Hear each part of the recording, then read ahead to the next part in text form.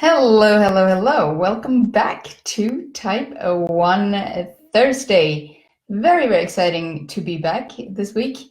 As last week, I was very much under the weather and I did not manage to do anything last week, actually. I spent the whole week in bed because I got a nasty case of the flu. And this never happens to me. I never, ever, touch wood, I never ever get sick like that. So it was a first for a good while. And I also got a question about this, which is today's topic on Type 1 Thursday here today, which is, as a Type 1 diabetic, eating very low carb, what happens to blood sugars and ketones when I got that sick? But thank you very much for submitting this question. I would have been lost without it today. And yes, it didn't go perfectly. Let's just be honest about that. I definitely did not have any smooth CGM lines during last week, during when I was really, really ill. And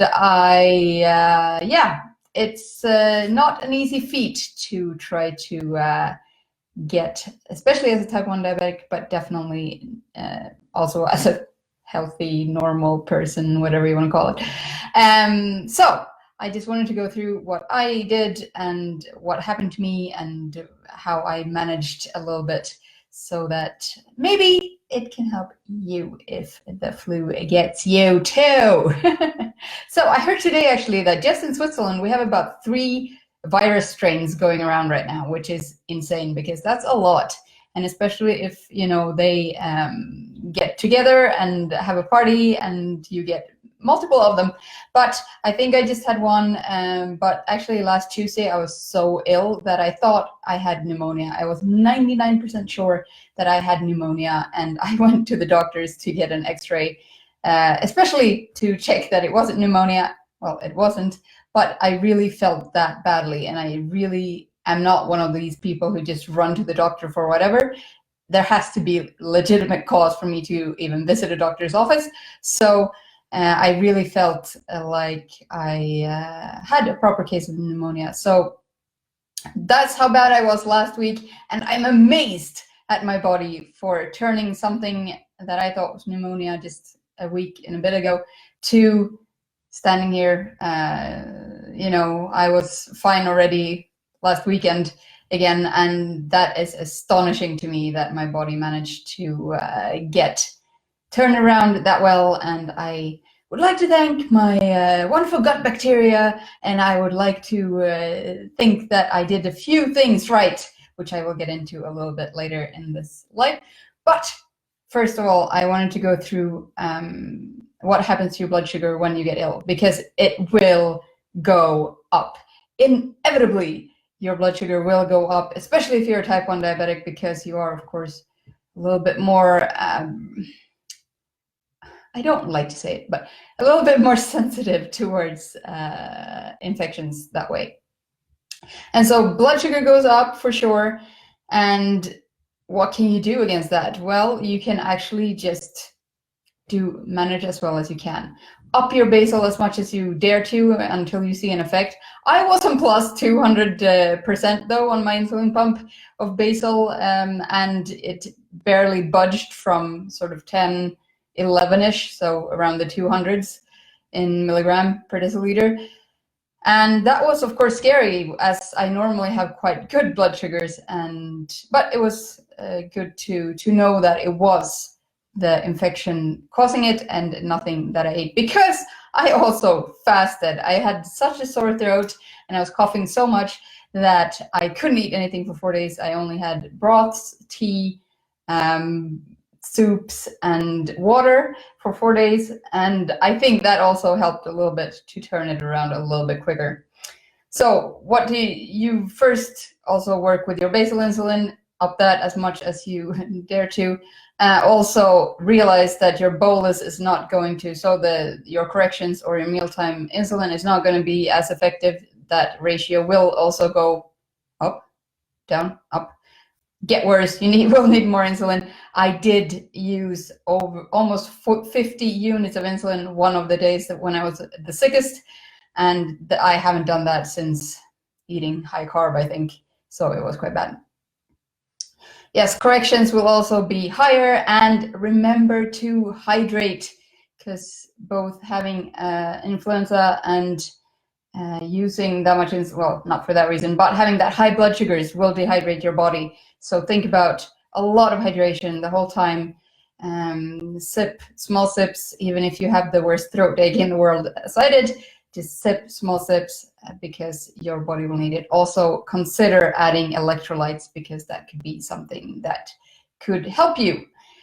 Also, as you can hear, some of the cough is still left, just not as bad as last week.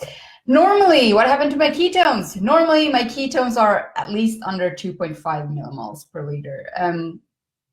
And this seems to be a normal thing for me. As soon as they go over, I get a little bit, the ketones are never really a goal for me, so I don't really measure them too often. But when I do, they seem to be staying sort of under the 2.5 mark. But because I was fasting, well, liquid fasting, because I was sick and my body needed more energy, and because my blood sugar was maybe a little bit high, my ketones went up to 4.3. This was actually nothing that worried me at this point, though, because I didn't feel worse because of it. I already felt like absolute shit anyway. But yes, the ketones didn't actually worry me for once, because I knew I was doing everything that I could to for them to do their job. So I think my theory, actually, before I get to my theory, so I just chose to monitor them, and as long as they didn't go higher, I didn't have a panic attack about that, and I didn't worry about it. My theory is that both blood sugar and ketones go higher because your body needs more energy to get well again. The immune system needs more energy to kick the nasty bugs that you are fighting. I don't know, maybe this is not even true, but if you do know why blood sugar goes up when you are ill, and also ketones, please let me know in a comment, because I'll be really interested to know from someone who really knows their stuff. So how do you treat a really bad influenza, especially as a type 1 diabetic, but also, you know, as a normal person? I would say hydration is definitely the number one thing. Your body can survive without food and might actually get healthier quicker without food, but hydration, we need to hydrate a lot. So make sure you flush out those nasty bugs, and also for the high blood sugar, help that. So make sure you hydrate when you get sick. Also, painkillers, I cannot tell you, I don't normally take painkillers at all, but last week they were a godsend, and I had little ones, like the water-soluble ones, so I didn't have to swallow any tablets. Absolutely amazing, saved my life. Throat lozenges with sort of the numbing effect, that also really helped me to get through echinacea.